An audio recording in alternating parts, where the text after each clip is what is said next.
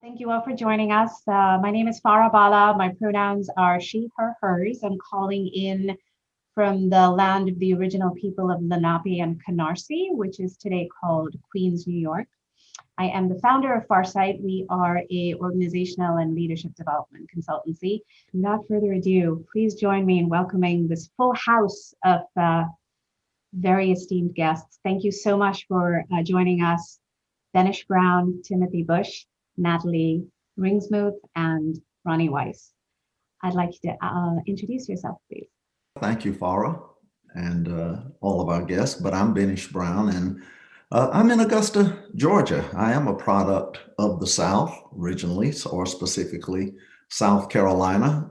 But I think to really introduce myself, I have to say I'm a product of my father, whose name I was given. So I don't think there's any other Bennish around. There may be, but I'm a product of my father, who I say was he was a master of tough love.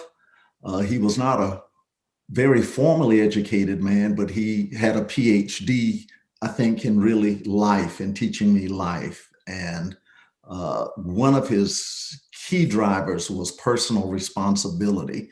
So from him, I did learn very hard, very sound work ethic. I didn't appreciate it then. The older I got, the more I valued it.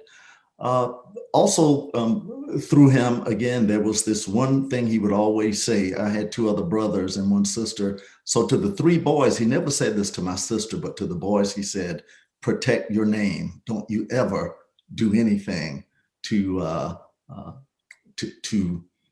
tarnish your name.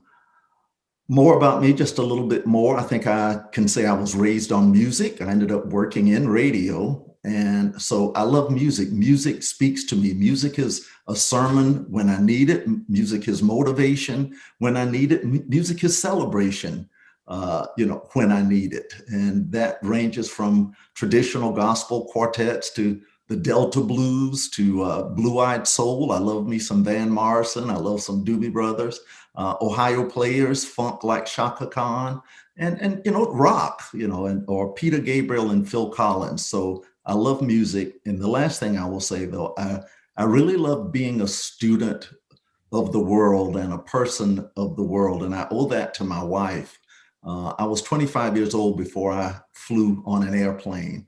And we went to Mexico for our honeymoon. And I've been flying ever since and discovering ever since. And some of the most inspirational and emotionally connecting places I've been just resonate with me all the time. Egypt, Greece, the Isle of Patmos, Italy, South Africa, China, Japan, Vietnam, and so many of the Caribbean islands where, as we're talking about welcome, there's nothing in it better than hearing them say, no problem, man.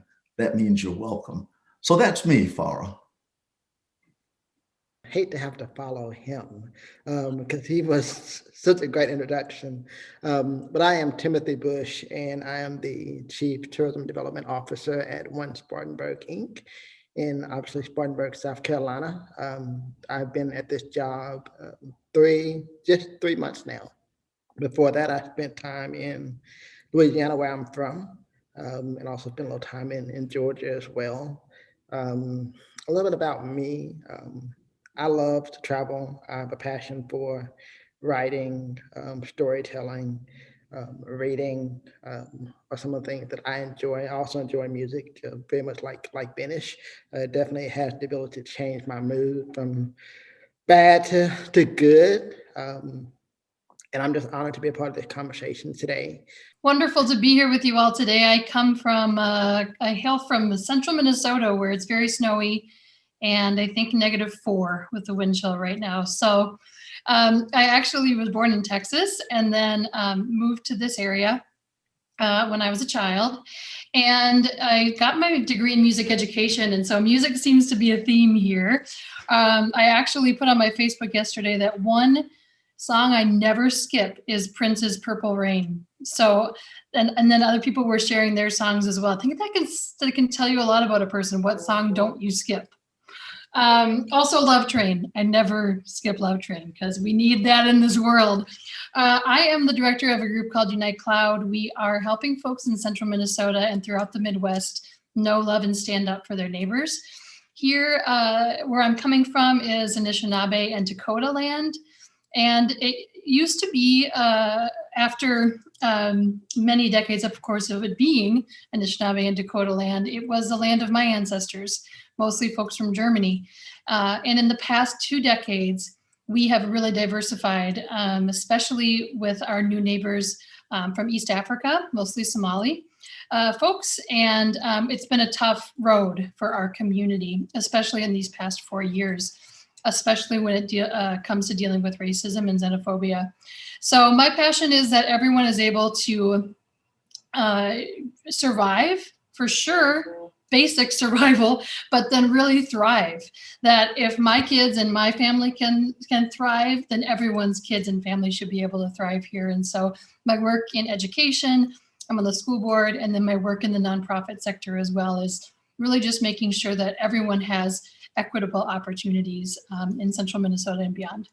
Thank you for allowing me to be here, Farah. Hi, I'm Roni. I am the executive director of Travel Unity. We are a 501c3 focused on increasing diversity in the world of travel. That's through 2 components. On one side, it's how do we get people to see that travel can be a part of their lives no matter who they are, as a way to grow personally and professionally and as a career path. And really what that actually means is it's how do we let people know that the world is theirs, and how do we, on the other side, with the organizations and the travel industry overall, allow the world to be everyone's and invite people and welcome them and be aware of the needs and concerns of the array of humanity and the different folks within it. Me personally, I am in Westchester County, north of New York City. And the wind chill today, it was -8, and I did not step outside because that is not a thing that I do because I'm not in Minnesota. And yeah, no, thank you. Oh, thank you. Thank you all so much. As I'm hearing, I mean, I've met all of you, we've had a few conversations before today. And what's really hitting me is not just the cross section of industry and location, but also mindsets that are coming together. And that's what's really exciting for me in this conversation, that while we are talking about massive industries of travel, tourism, and hospitality, for each of you in the work that you do on large and small scale, it means something very specific. So before we go down that road, I want to check in with you. How have you been in this last year when these industries have come to near collapse? How has this pandemic affected what you do? How has this pandemic affected how you view the world as a human, and also how you view your own leadership in your organizations? And especially what we witnessed, which was not a first time of the Black Lives Matter movement escalating to a crescendo almost for the entire world to take notice in this way. How is that feeding you, fueling you? The last 10 months have really changed some things in me.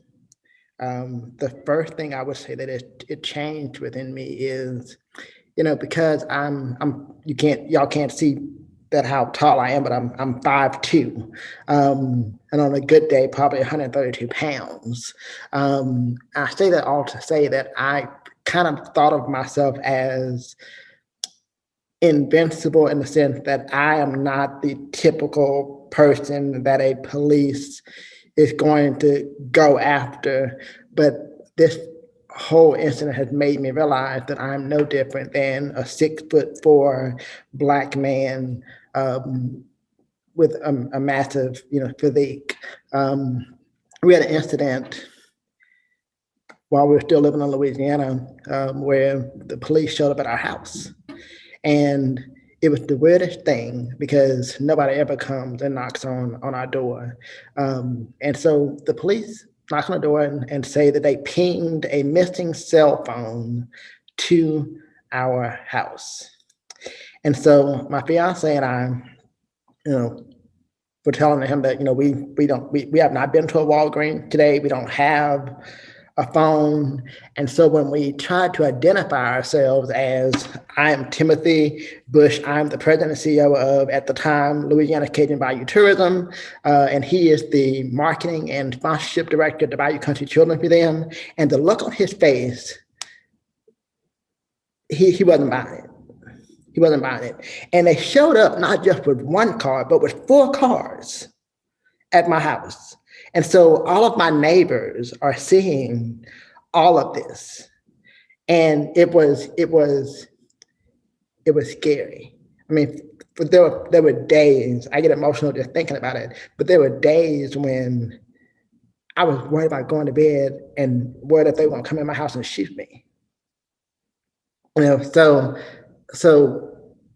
I learned through this process that I am not an exception to being targeted as a Black man. I think my leadership now is more crucial than ever. Unlike Bennish, I've had a chance to work in 2 destinations in this pandemic, and so I think that teaches you a lot of things in itself, to go from one industry where in Louisiana we were doing really, really well with oil and gas as a driver of our tourism economy, to going to Spartanburg, where we've got issues with not having enough workforce. Hotels needing business because they're suffering. I view every single hotel, every restaurant, every person as a part of my extended family. So I'm trying to figure out how I can help support my family in a time when that support is so desperately needed. I love how Timothy sees everybody as his family, and that really, I think, is what drives a lot of what I felt over the past 10 months or a year. Intentionally in my work, I'll say things like, our Somali brothers and sisters are experiencing racism, or our Indigenous brothers and sisters were moved off of this land. And I learned that from another fellow activist who would consistently call people, even people he didn't know, his family. And it was really powerful, because it puts it in a different light than just somebody labeling somebody else something else. It's that we're all connected. We live about an hour and a half north of where George Floyd was murdered. And that time wasn't new, unfortunately, for our country, but it was new in the fact of who stepped up to the plate across the world to say that this isn't okay. I have a couple masks that one of my friends made for me. One says Black Lives Matter, and the other says Breonna Taylor, and then the other one says Elijah McClain. And Elijah McClain, when I haven't been able to wear that one out of the house yet, because my son has autism, and Elijah also had autism. And when you see what happened to him at the hands of police, he just kept saying, I respect you guys. I'm a good guy. Don't do this to me. He's pleading for his life, and he's done nothing wrong. And he reminds me of my son. And so, whereas my son, actually, that probably wouldn't happen to him because of his skin color, but I can empathize with what was happening there. When George Floyd was murdered, we did some different activist things in this area. We brought hundreds of flowers down to his memorial from folks in this area who brought him to a certain park so that we could have a memorial together. And that didn't go over well in our community. Our memorial was at 4 p.m. and Target closed at 3. Every single downtown business closed at 3. The police chief, the mayor, people called and said, please don't have this. But this is the choice that we're faced with when we're faced with literally, again, someone dying at the hands of police because of their skin color and because of a counterfeit bill. We have to decide what really matters. And at that point, for my organization and for myself, compliance was out the window. and instead compassion came in? It has been such a roller coaster of emotions.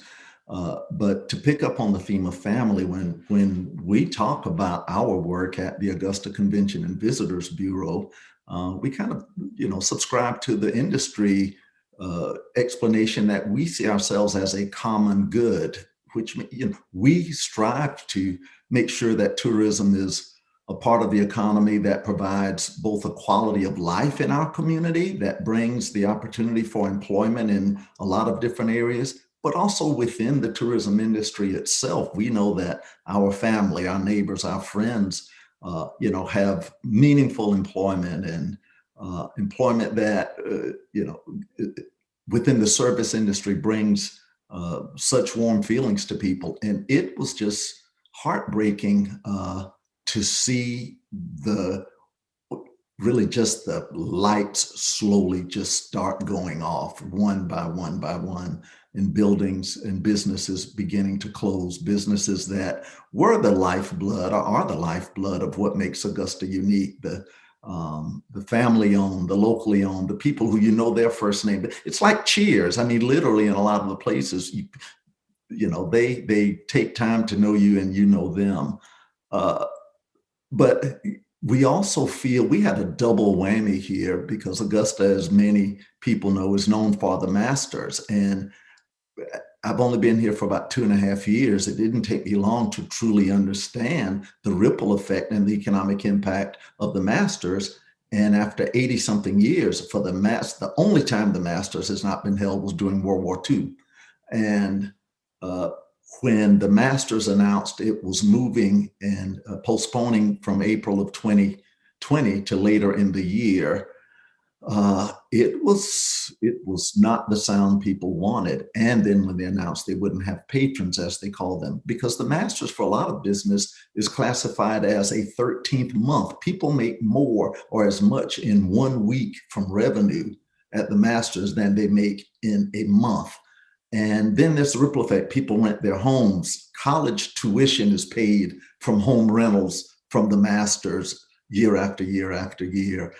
People get their homes ready for visitors, and it's just a ripple effect. So it was a horrible sense. It was a horrible feeling, but Augusta is resilient. We never hit rock bottom, but there were some pain points, and we've had a net gain, surprisingly, in restaurants or in in small businesses, but there's still some people hurting. Just everything that has gone on since George Floyd. I'm usually an even-keeled kind of guy. I don't try to be that way, but I just try to reserve my energy.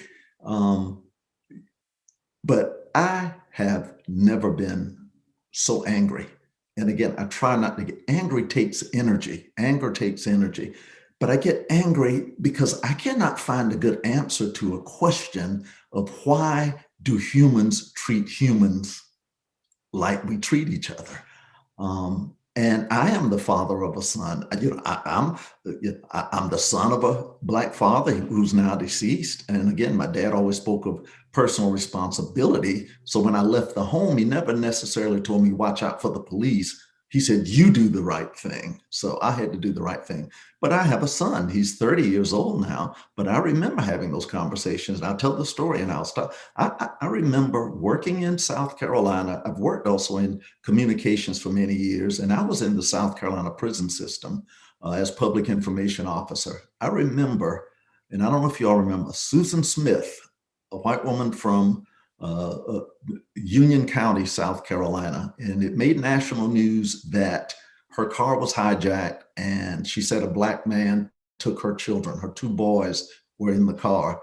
And this story went on for days, and Susan would be on camera, and me and my wife would watch her, and it was like, she never cries. The husband was fanatic. He would cry. Bottom line, I remember I picked my son up from daycare when the news came out that Susan Smith finally had to confess, because the law enforcement tracked the story down. She confessed that it wasn't a Black man that hijacked her car. She backed her car into a lake with her boys in it to drown them because she was engaged she was in an affair.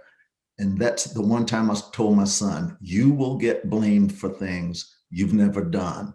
So we have to learn, how do we live above that? But I feel like I need to continue to be a leader for my son, even though he's an adult. He and I talk. My wife, I feel like at home I have to be a leader. But my team also is looking for me to have they look for a foundation, they look for a vision, they look for some guidance on what is our next step, even though sometimes we don't know what our next step might be. The leader does have to figure out sometimes what that next best step is, whether it is working on tourism or whether it is having that tough conversation at work so we all can get it out of our system. I mean, the first thing I have to acknowledge is, privilege.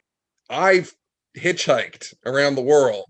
I, have couch surfed. I've literally met people on the street in the middle of the night and then went and stayed at their houses because I wasn't worried at all. Like, that's how I navigate the world. So I have this privilege overall, and then I have the privilege of optimism in that, like, I'm not spending day after day worried about these things because it's not the stuff that I worry about. So within that, the other point of privilege that I have is that I get to hear how people who look more like me, male and white, think about this stuff. Over the past months, it's just been really interesting hearing the wide range and seeing. I now think of people in 4 categories when it comes to DEI, EDI, whatever acronym you want to use, which is the people who get it. And, usually I've been thinking of this more as kind of an allyship sort of a thing, but I guess it's also the people who live and breathe it every day because their own personal experiences. So they get it. Then there are the people who see it because they understand demographics and marketing and see it purely from a business perspective. And I think that's one of the things I just kind of want to highlight in some regard in this dialogue, which is that presumably the people on this call, both those on video and those attending, are in that first category of getting it. But to me, my challenge and thought is that second and third category. How do we get the people who understand it, don't live it, have privilege, whatever, but have power also and can be doing things? How do we get them to be pushing and doing more? And then that third category is the people who don't get it. How do we get them at least to be in the second category, understanding that it's a business need, if not to understand it within their lives? And then that fourth category are the people who are fighting against it. And I think of them as a vocal, but a minority. And I don't think that we need to be dissuaded by the people who are openly against it. And you'll see this, and I'm sure the people on this call see it constantly. Those are not the people that you need to worry about. It's the people who don't say anything, who, it's the white moderate sort of a line and all of that. The people who benefit from the way things are and have no real reason to change, which actually comes back to the pandemic, the protests, all of that. Everybody was impacted. So, from this optimistic point of view, from my standpoint, it was that for years, organizationally, we would be telling people, hey, demographics, reality, Gen Z, the way people look at things. And, some people listened to it, some people didn't. But then once all the tourists stopped going places, then now they're willing to hear it, like, any port in a storm sort of a thing. So now people who never were listening before are going, oh, what's that you said about getting other kinds of people to come here? I think it was both Timothy and Ron mentioned, millennials in their comments. I will say I have never been prouder and even had to check my own ability to take action. I've never been prouder of the young people today and how the young people were out as, it wasn't just, a particular demographic that really said enough is enough and we need action now, we need difference now, because we're fighting a fight that we've been fighting for years, for decades, for 200 years, centuries. But I have to applaud the young people. And I think now the challenge is, how do we make sure we join their voice, they keep their voice active? We can't let up. I think this is a seminal moment for this this conversation and for the action that truly is needed. It won't be easy, but we will do them a disservice if we just settle back and now let this just be, wait until the next wave, you know? Within travel, tourism, hospitality, whether it's destination marketing, whether it's board diversity, whether it's recruitment, whether it's who we choose to welcome and showcase and who we choose not to, whether it's how we choose to welcome. What are systems, structures, processes that have created the moment that we're in of disparity and inequality? And what needs to shift? When you think about board development, that needs to shift. I mean, I've worked for a lot of different boards, and only once in my life have I ever had, I've only had one Black person on a board that I served in my whole career. And you know, part of that is just how some of those things are structured.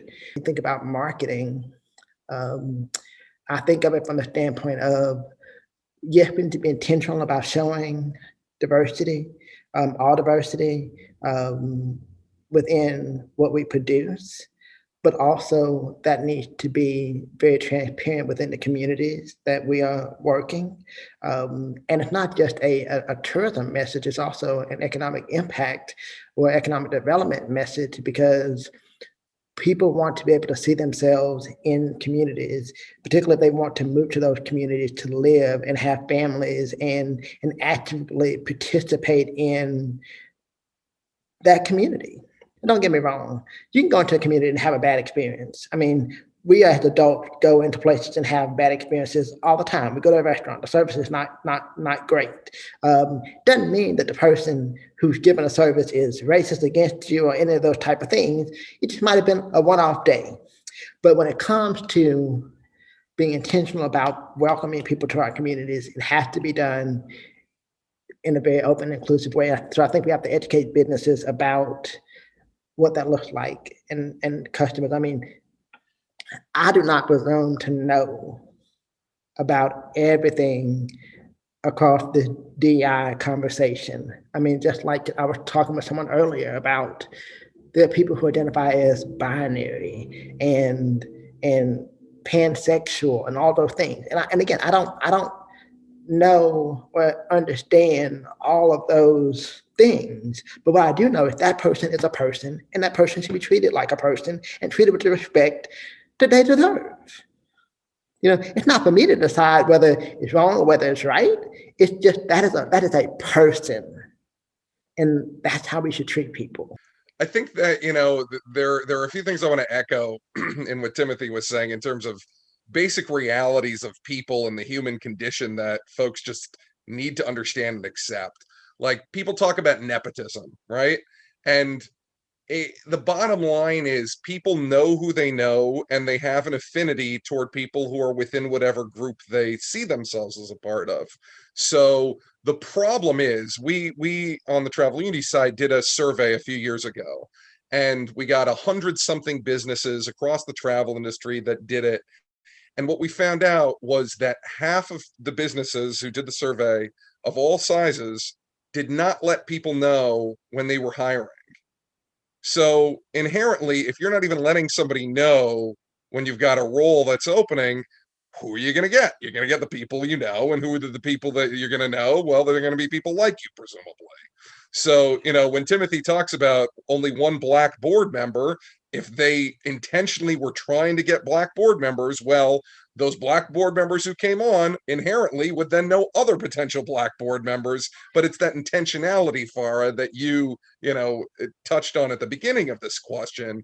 It needs to be deliberate, and that deliberateness needs to come from an acceptance of reality and not a sort of pushing things off, which I think, you know, some people do, of pretending to be colorblind and pretending like there's no such thing, and I treat everybody the same and all of that. And it's like, do you really believe that, or are you just so in denial about how you've been culturized and the world that you're in, that you just don't have an awareness of that implicit or unconscious bias? And, that the answer is yes. The folks who are saying this are not aware of that. And inherently, that's part of the big problem here. So, beyond any broader, deeper DEI things, it requires an understanding of going, wait a second, there are people who are not like me. There are experiences that are not like mine. And then, to Timothy's point, I don't need to understand all of those people. All I need to do is accept that it's different and that they are people and they're deserving of respect. We are reflective of the circles we travel in. And you know what? I have a right to travel in the circles I travel in. But I also think that I think it's great for us to also be curious and to be open to broadening our circles. And I say that from the standpoint, Timothy talked about, how do we make sure if we're reaching out to visitors, if we're reaching out to economic development prospects, how do we make sure they see themselves in our community, in our destination? So that does land back on those decision makers, those creative people around the table. If our circles are not any broader than the people we just have fun with every day, we think that's what the world looks like, or that's who should represent us in our marketing.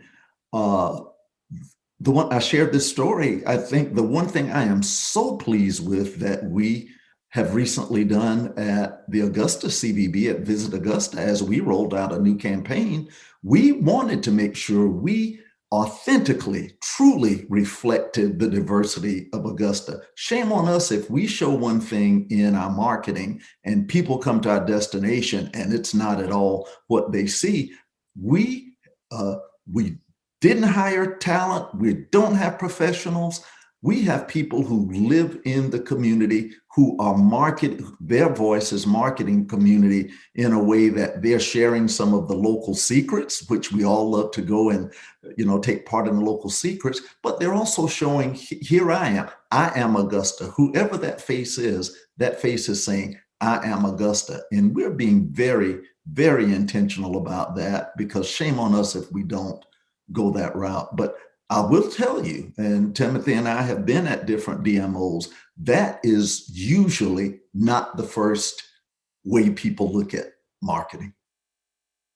The intentionality of the way, I'm not going to go into a history lesson here, but the intentionality of the way our nation was founded is for white people, specifically white men. Like it wasn't an accident. It was intentional that this is who this country was for. And so we keep collectively, hopefully, grasping it away from that. And even in 2021, we're still trying to do that, and we haven't done it yet. The intentionality that we have built our organization around, knowing, just as Roni talked about, my extreme privilege of my skin color, of the religion I was born into being the main religion here, of my class privilege, just naming those as privileges, and then knowing if I'm going to lead an anti-racist organization, if all that is heard is my voice, I'm going to lead from white privilege, to be super honest. And so our board intentionally is majority women led and majority people of color led. And so it's not enough just to have folks on the board, though. You can have one person of color on the board, like Timothy was talking about, and that's just a quota. Are you actually listening? Are you actually valuing in the same way you would value anyone else, but also in a way that values a different life experience? And one tip that I give when I do a training on adding diversity into your board is to add two folks of difference. The people that have run institutions in this town forever, again, mostly old white men, see institutions in one way. And I can say hospitals, Social Security office, our YMCA, our mall, our soccer fields, these are all instances that we've worked in with Unite Cloud with horrible racist incidents, specifically targeting usually Black boys. And so when we come to talk to the person who's in charge, then we'll say, what's going on with your, do you have an anti-racism statement? Do you have an equal opportunity statement? What kind of trainings have you guys done? And a lot of the times what will happen is someone will, look out at their business and they'll say, look at all these people of color here. And that will be like, if it's at the YMCA, it's people who are patrons of the YMCA. And that misses the mark completely. Just because people of color are coming to your establishment, just because people of different diversity are coming to your place for tourist reasons, doesn't mean that you are valuing them. That's just parallel living. That's just side by side living. And until we, as white people, are able to have true relationships with people who are not like us, and in any intersectionality, yes, LGBT folks versus straight folks, any intersection. And so we break down those walls and have true relationships in our personal lives. How in the world are we going to lead in a way that is inclusive? I'm an avid traveler, and since March, I've literally gone nowhere. So I, dream up road trips in my head, and I've been having different conversations. And, I'll get responses, oh, you can't go there. That's a red state. Oh, you would do that? They voted this way. And so, Timothy, you had said this, the personal is the political. There is no way that one gets around that in this moment in 2020, 2021, right? So this is the time that we're in. And connecting all of this to the title, how do we welcome? What does that mean today? I have tried to work around the politics of the areas in which I have worked, particularly where I've led destinations, because I know that the folks around me are diehard red Republicans. Now, don't get me wrong, a Republican in 2004 is not a Republican in 2021. And again, not to say that these people are bad people, don't want to make that kind of, distinction on people. But what I will say is that travelers today are so in tune with their beliefs and values, particularly millennials, Gen Y, like they want to be in communities that reflect what they feel and they believe. And so to just use my current state and Bennish as a former person of South Carolina, and he's kind of on our border, so he can speak to this. There's a lot of rhetoric that comes out of our state. And so all that is on the news, and it's magnified because now in the age of Instagram and TikTok, don't get me started on TikTok. My point is that everything that somebody says, there's a platform for people to hear it over and over again. And so in doing so, people make that impression, I'm not going to that state because I don't like the politics. There are people who will not go to California because they believe that California is a left-leaning, demagogue of a place, and they won't know part of it at all. And so how do we as destination marketing organizations say you're welcome here, but when everything you hear around that conversation is we don't want same-sex marriage, we don't want equal pay for women, we don't want whatever it is for people to have choices of free will.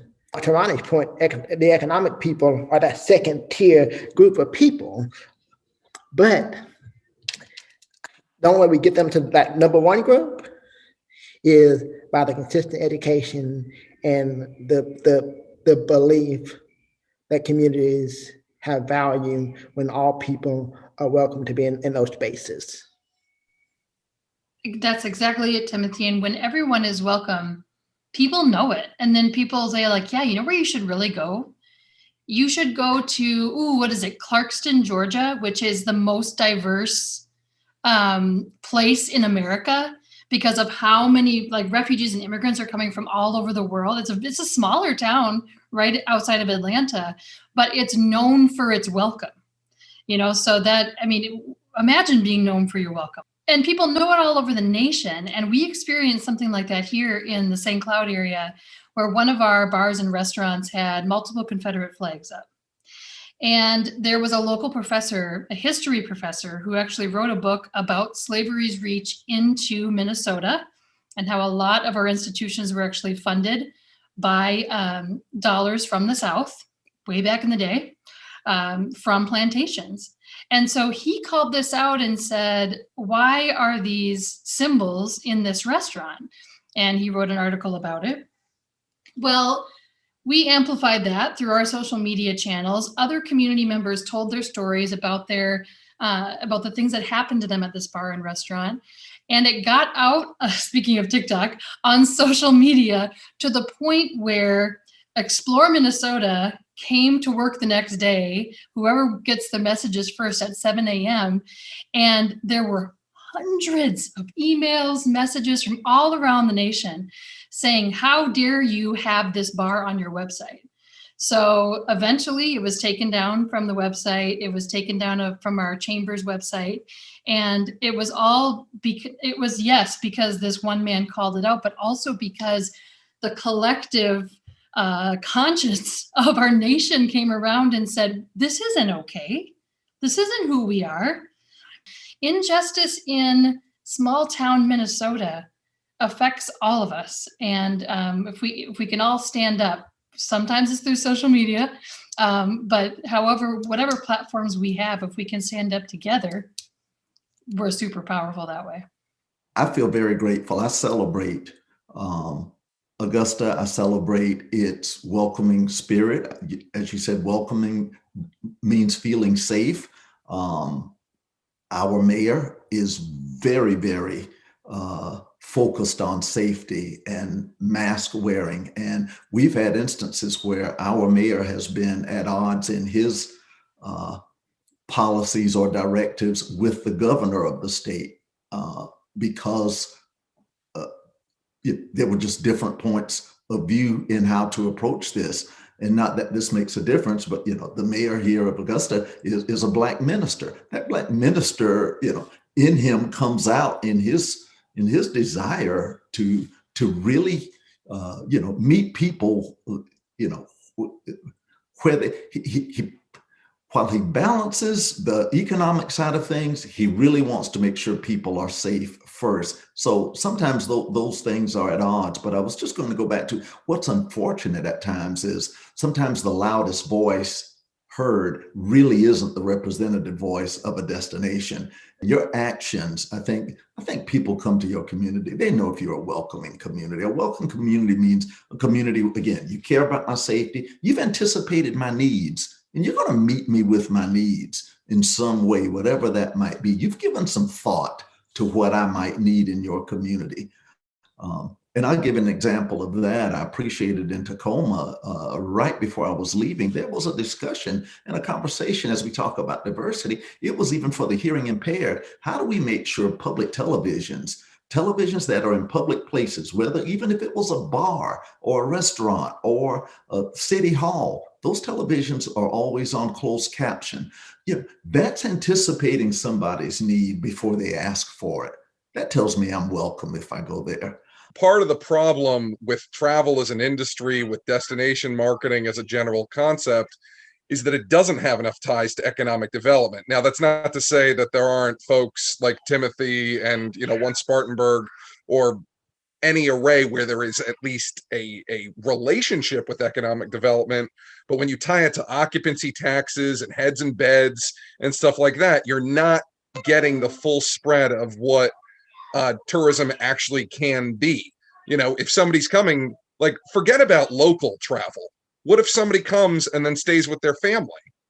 Like, do they not matter? So there's just some, I think, bizarre kinds of things just based on numbers that travel as an industry ignores. Now, when it comes to DEI specifically, I think that even though people are talking about this, getting it to some degree, they still don't get it. Like, the word intersectionality is not within the mainstream of this discussion in travel these days. People will talk about, because they've seen social protests and things, and they'll talk about Black travelers and the power of Black money and whatever, but they don't draw the idea that there might be somebody who's Black and LGBTQ, or Black and disabled. And, like, it's a bizarre thing that like, it doesn't help with a diversity discussion to put somebody in a silo and not acknowledge that they have multiple identities. And one really tangible thing is that I spoke with, a bigger player in the industry, just so you have a sense of the lack of understanding here. I was talking to an HR person at a reputable, important travel organization. And what her thing was, she started walking through with me what they were doing well, what they weren't doing well, and why they were talking to us. And she's like, we have, a lot of women, and that's, something that really works well. And, we actually have a good Latinx contingent, but our big problem is we just don't have enough Black employees. And that was it. And it was like, there was no understanding clearly as to, well, okay, so let's say you entice a bunch of Black employees to come work there. Are they going to stay? Are you going to retain them? Like, it's not just because you're not going to, Howard University to find the people that you're not attracting them. It's a cultural thing. And that fundamentally is still not understood across this industry. And the idea that it's not also, to something that a lot of people have touched on here, it's not about necessarily just attracting that Black employee, because when the white employee or Asian employee or Latinx employee or the mixed employee doesn't see that you're hiring an array of kinds of people, and they look at your staff page and it's white, white, white, white, white, white, white, they're going to go, I don't want to be here, even if I look like them, because that's not a diversity of thought. It's not a good way to run stuff.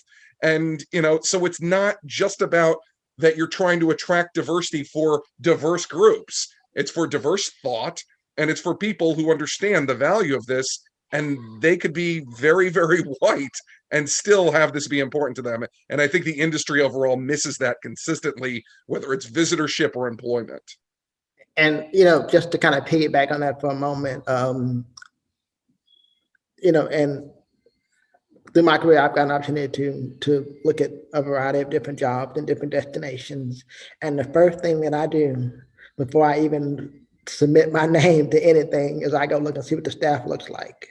And if I don't see anybody that looks like me, or any diversity of age groups or types of people, it's a no for me. I can't do it. And so if I have a moment, the best diversity I ever saw in my career, and what made me realize the importance of it, was my time in Macon, Georgia, when I worked for Monica Smith, who was our president and CEO at the time, and now the president of STS, Southeast Tourism Society. In that staff, we had white gay, Black gay, Asian, Black, white, different age groups, a lot of perspectives. And so when we would sit around in a room, there would be a lot of ideas. But also, when you think about just the diversity and equity and inclusion, it's about being able to show up as yourself every single day. I remember an incident where I was just having a horrible day, and I was going through a breakup.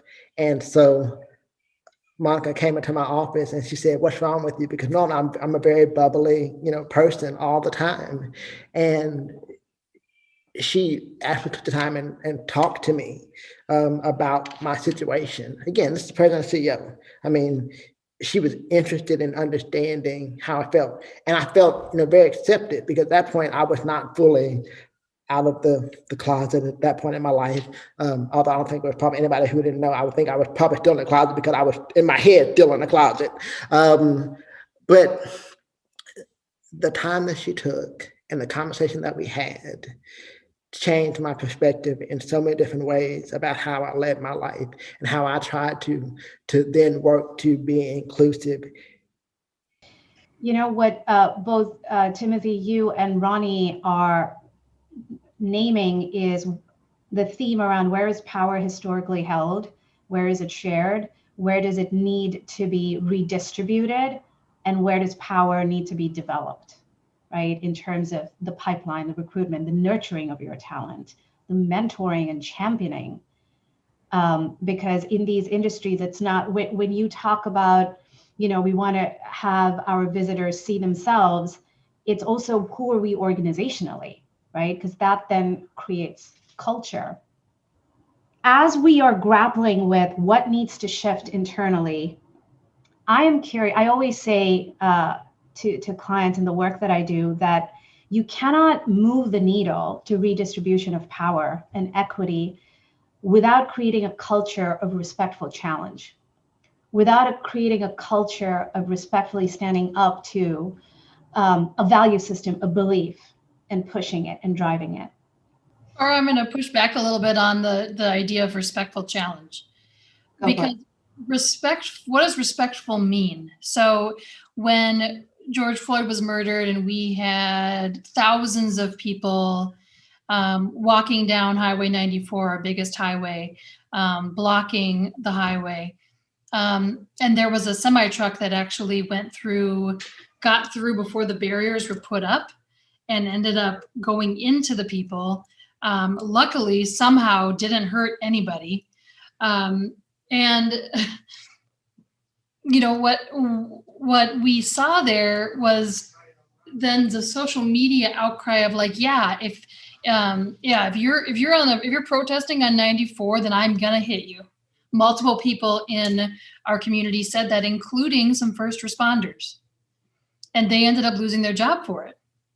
And so it's this sort of like, I'm not racist, but if I see you protesting a murder by the hands of the state, then I might just run you over anyway. So it's like, you can't say I'm not racist, but just don't, if you say but, just stop.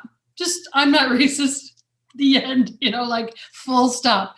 But if you're saying but, then you really have been socialized and have accepted it in such a way that it's very painful. The media in our area makes a difference. So here's what I want to say about St. Cloud. St. Cloud is known as the most racist place in central Minnesota, in Minnesota in general. And we're pushing back on that through our efforts here. But we have multiple, when someone's going to come here, like for instance, a Black CEO, someone that we really want power and diversity to just switch up here. What usually happens is they end up messaging us and saying, hey, I saw that this one guy ran over a Black guy with his truck 10 years ago and didn't even get charged for it. I saw that, that St. Cloud is named the most horrible place for Somalis to live anywhere in the world by this newspaper. These are what we have to contend with. And then what that's met with in the powers that be here is with performative allyship. Not even putting up a Black Lives Matter sign. Like, that's too far for most leaders in this community. Like, maybe a love your neighbor sign, which is what we do. Or just, let's internally talk in our white organization about how we can do better. One of my friends said, he's Black and he's Somali, if I have to be on another panel about racism in this community, he said, I'll come to every single one, but I've been on panel after panel for a decade and nothing has changed. So us white folks, we love to hear about the problem. Some people call it trauma porn. Just like, yeah, we get it. That's a problem. But when do we move? When do we put our bodies on the line for it? When do we put our livelihoods on the line for it? When do we put, our reputations on the line for it? And until we do that, nothing's going to change because we hold the power right now. Wow, that was powerful, Natalie. And I have to caution myself about my bandwidth. What do I have the ability to do? And figure out where I can, at least where I sit from, have the most impact. And there are two approaches I'm having. Number one is, I'm bringing my leadership team at work. We're not that large of an organization, 10 people total. Half of us I do classify as my leadership team. It's not me continuing with the focus on making sure we are committed to diversity, diversity of thought, as Ron said, diversity of experiences. I want all those voices around. There are Black men and women in the pipeline now who are in the tourism space, who I hope their next step, I hope their desire is to be in the C-suite or have that chance to make decisions. Those are the people I need to help. I am not going to be here very much longer. I have fewer days ahead than I do behind. So I really am going to focus on how can I help. I'd love for people to talk to high school students. I'd love for us to identify college students. We have a lot of professionals in the industry now that are in mid-level positions I want to bring up. So I'm like you. We just need to take action. Let's take some action. Let's still learn and listen, but let's take action. Yeah, I'm gonna echo that. As I mentioned before, I did not always know Bennish, but I knew who he was by name, because again, if you're an African American CEO in this industry, people are gonna know who you are, because they print a book, Black Meetings in Tourism, every year would create this issue, who's the next Black CEO? And it would have all these people in it. And I'm telling you, when I tell you I studied that book like it was the Holy Grail, the Bible, I mean, any book you want to name, I would study that book and say, I need to meet these people, because these people can help me figure out how to get where I need to be. And, look at me. It's because I've watched the Bennish Browns and the Elliot Fergusons and the Al Hutchinsons people. I've watched all these people who have taken the time to talk to me and help me. But one thing I would say, though, is that we have to help those leaders who are on the mid-level understand what it means to be in the C-suite. See, some of those folks don't come from a perspective of understanding how to navigate the politics of it all. Again, as I was talking about millennials earlier, and how and Gen Y and how they perceive things, we can't live in a world where it is only my perspective is the perspective that matters. And if you don't do it my way, then that means that it's wrong and you're stupid. We have to help leaders understand how to have thoughtful, impactful conversations that have value. We got to teach people to fight the good fight sometimes, and figure out how to lead, because that's what leading is. Everybody's not gonna like you, and you're not like everybody else. But can you respect them? Can you work with them? That's all I'm trying to get to in the world. I'm not asking everybody to kiss my butt and like me. I'm simply saying to people, can we be respectful about how we treat each other? I mean, if we could just get to that point, we'd be so much in a better place. I want to keep going with what Timothy just said, which is, I have had conversations with DMOs in rural America that are, the staff is all white. The visitorship is 95+% white. And when we've worked with them and done, employee surveys, once again, all white. The staggering thing is how much of the time they don't feel comfortable sharing a difference of opinion. So, like, if you don't have an all-white staff feeling comfortable doing that, you're not going to get, racial minorities to come in and feel comfortable doing it. So I think, it's been mentioned by all of us at various points in this conversation, but the fundamentals of this really are around empathy when it's individual, but organizationally and workforce-wise, it's about psychological safety. And what does it mean to be able to come to a workplace and be able to bring your full self there, and to be able to feel like your thoughts matter and your opinion matters, and that you will be listened to. And even, like Timothy kind of implied, it's not to say that people are going to do what you say. It's not to say that every time you're going to win every argument, but that that you'll be heard. And, if in a racially homogenous staff, that isn't being done. Like, don't try to go out to, various fairs to try to find new people if you can't do it with the people who are already there. No, I mean, that is such a great point. I had a boss tell me one time, I'm not going to agree with everything you say, but I will always hear you. And that for me created the best sense of loyalty in me, because I would tell my opinion and he'd be like, okay, I hear you, but I think I want to do it this way. And if he was wrong and I was right, he would come back and tell me sometime, you know what, you're right that time. And it's not about right or wrong. It's the acknowledgement of, you heard what I said and you took the value away from that, but you chose to go a different way. You're the leader. That's your choice. I work with you. My job is to implement what it is that you want to achieve. And I think that's really important for people to understand.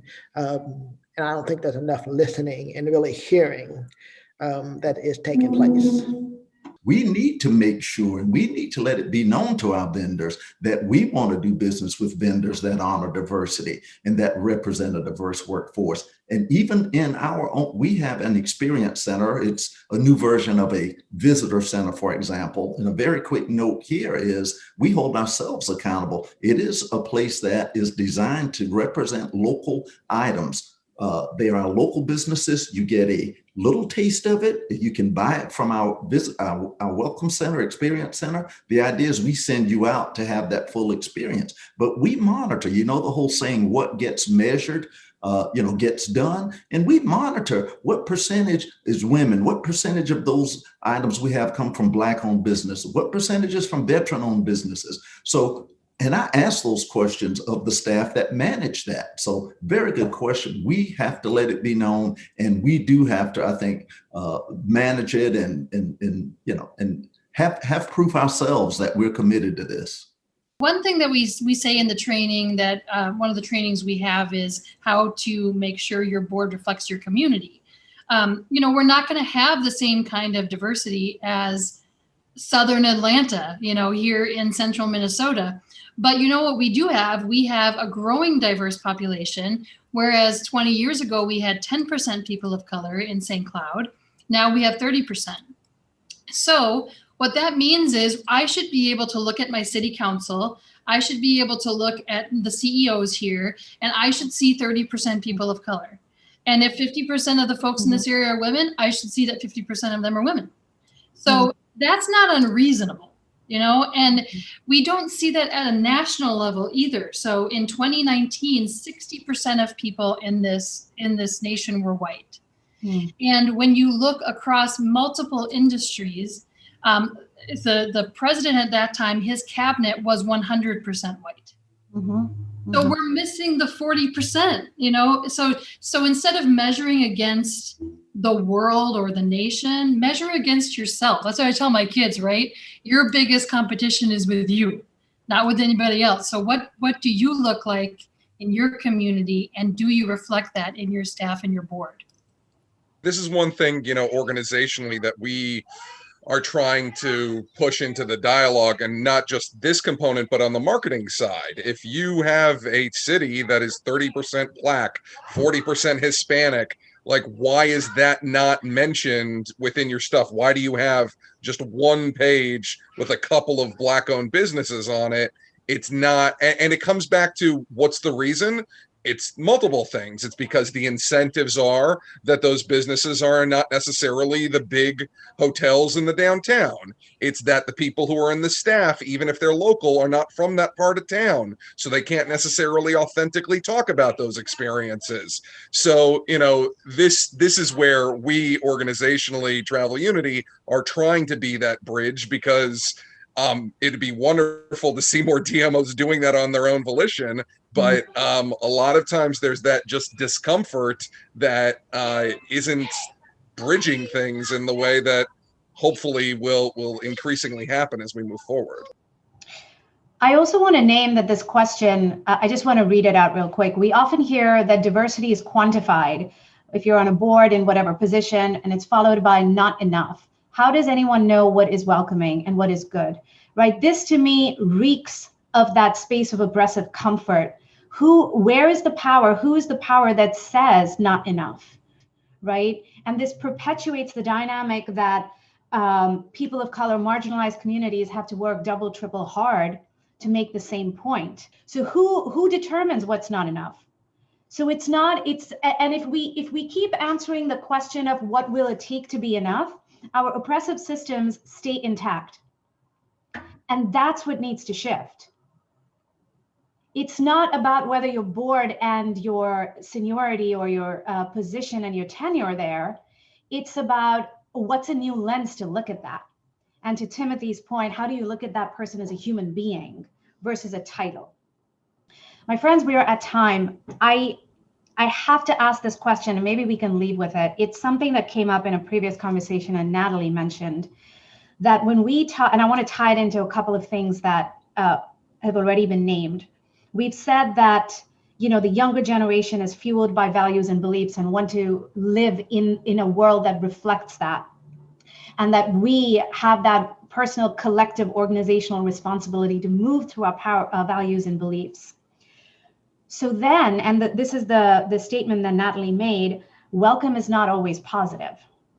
So if this is what we're saying, that we are creating a welcome based on authentic, people-driven, diversity embracing values and beliefs, then by that definition, who is not welcome here? Who are we excluding? I mean, I believe in a very American view on things, which is that you have the right to wave your fist to your heart's content until it hits my face. So, you know, I mean, the groups that you're talking about or alluding to are folks who are calling for violence, who are being actively violent. And, you know, where the gray area comes to symbols and, you know, First Amendment when it's purely speech, but like violent speech is past that line. So, you know, I that's not a view that's everywhere. In other places, they don't have the same ideas of free speech that we do in the US. You know, like you can go around with swastikas and some things in the US in a way that you cannot do in Germany. So like we just have very differing views there.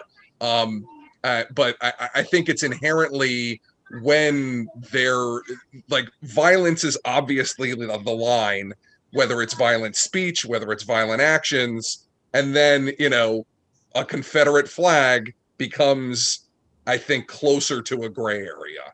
A Trump flag, you know, you could argue in some, you know, a few months ago, 2 years ago, maybe you couldn't argue that as much. But we're now at a point, you know, that it's a reasonable question, you know, especially he's not in office anymore. When he was running for office, it's a different thing. So what is that then saying, you know, if you're doing something along those lines? So you know, that's where am I headed? I am very comfortable with who I am. But welcoming to me is being able to go into a place and be with my fiance and introduce him and not be worried about what the pushback will be. Does that make sense? I want to not to have to feel that twinge of uncomfortableness when we are in a space together and people receive us for the first time and how they interpret that. And again, it's not for me to live my life to make other people comfortable, you know, but I want not the look of shock on people's face at times, which says that they may not be comfortable. And I think when we get to a place when people are just treated as human beings, then we will get to a place where we are welcoming people. Farah, that's a great question. And I don't know that I'll even nail that answer. I go back to a little bit what Roni said, but yeah, I want to respect the rights of people, but I would say you're not welcome if your intent is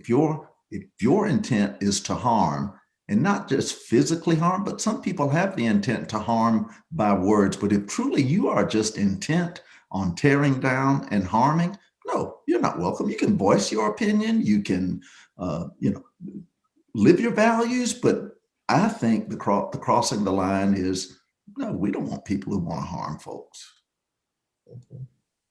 Yeah, I think that's exactly it, Bennish. Like, we can't ignore the signs that lead up to violence, and of course violence is the line, but what happens right before violence?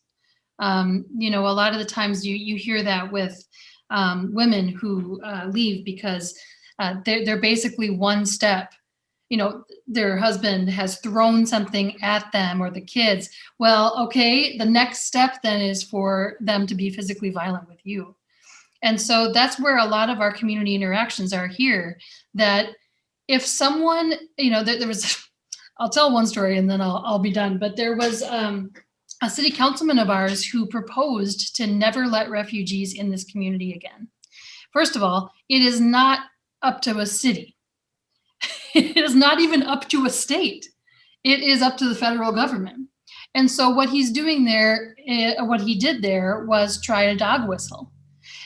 During that same time, one of our congressmen had a town hall, and a woman said we should put a stop arm on 94, which is our main highway, coming off of 94 into our town, and that our policemen, of course the police had to be involved, would then stop everyone, and if they were of this skin color or this ethnicity, whatever, then they wouldn't let them in. And even the guy whose town hall it was is a very Republican guy, and even he was like, no, we can't, this is America, So it really, there's a t-shirt that one of my friends has that says, we'll trade racists for refugees. And I'm super into that. Like, at some point, enough is enough. We don't actually work with people who are on that scale that Roni was talking about, the very end of the scale where they're actively trying to harm people. We won't work with them. The most unlike me person I'll work with is someone who's indifferent about the suffering of our neighbors. I can move that into a listening, learning, talking, and acting. But if you're actively demeaning my friends and in turn me, you don't have a place at my table. And that's not how I was raised. And that actually goes against all of my socialization, to defer to the power. But you know what, we don't need to sit around, and we don't need to stay around in places who don't accept us for us. We can be with the people who love us and care for us. And if we can't change people, we can't change people. The only person we can change is ourselves. Thank you for tackling that. This is the end of our time, but this is by no means the end of the conversation. Thank you all so much for being here, for your time, for your perspectives, for your insight, for your courage in naming what you have of your own personal experiences. Thank you to everyone who has joined us today. Please continue these conversations within your organizations, within your communities. There is no end here, but the work, there is plenty of that to do.